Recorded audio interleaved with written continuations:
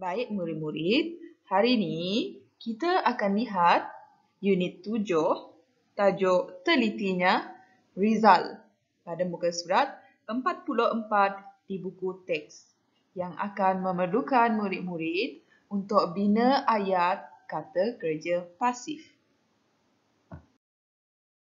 Murid-murid, bagi murid-murid tahun 1, biasanya kata kerja pasif yang diperkenalkan ialah yang berimbuhan di. Contohnya ada pada gambar. Yang pertama, dilap. Yang kedua, disangkut. Yang ketiga, disapu. Yang keempat, ditukar. Yang kelima, disusun. Baik murid-murid, kita tengok contoh bagi ayat 1 yang telah diberikan di dalam buku teks.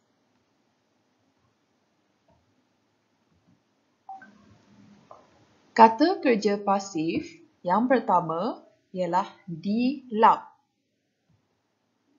Jadi, bagaimana kita nak membina ayat bagi kata kerja pasif dilap? Bagi ayat yang mengandungi kata kerja pasif, murid perlu letak di hadapan ini ialah benda. Kemudian diikuti kata kerja pasif dan mesti ada perkataan oleh dan kemudian barulah subjek ataupun orang. Contohnya, cermin tingkap dilap oleh ayah. Untuk kata kerja pasif berimbuhan di mesti ada diikuti oleh perkataan oleh, dilap oleh, dibuang oleh, dicuci oleh, dimasak oleh. Okey, boleh? Jadi di depan ini mestilah benda. Di belakang pula ialah orang. Baik, kita tengok contoh yang kedua.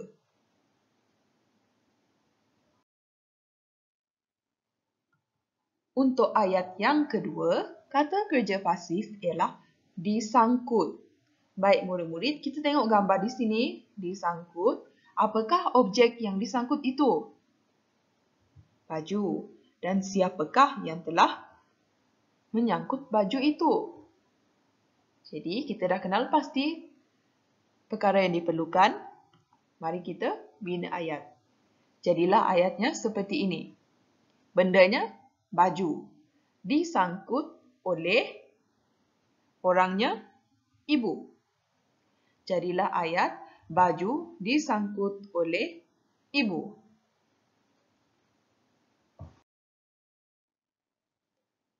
Baik murid-murid, sekarang kita tengok kata kerja pasif yang ketiga iaitu disusun.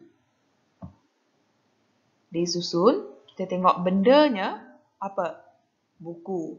Jadi dah ada orang di sini, kita pun dapat buat ayat. Jadi ayatnya akan jadi seperti ini. Buku iaitu benda disusun oleh orangnya Rizal. Jadilah ayatnya buku disusun oleh Rizal.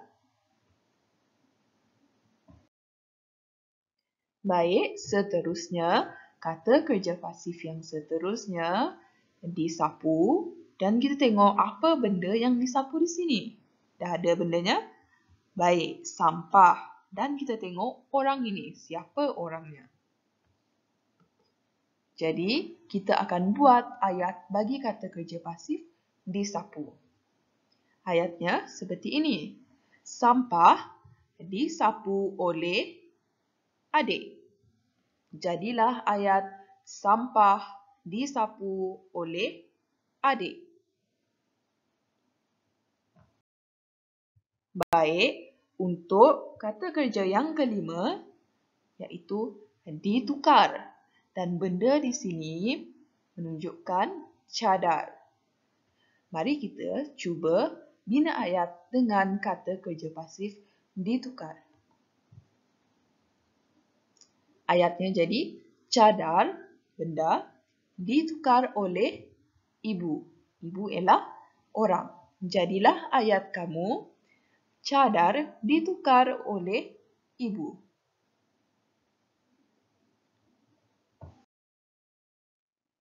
Sekian, itu saja perkongsian untuk hari ini. Semoga ilmu yang dikongsikan boleh memberi manfaat kepada murid-murid untuk pelajaran yang akan datang.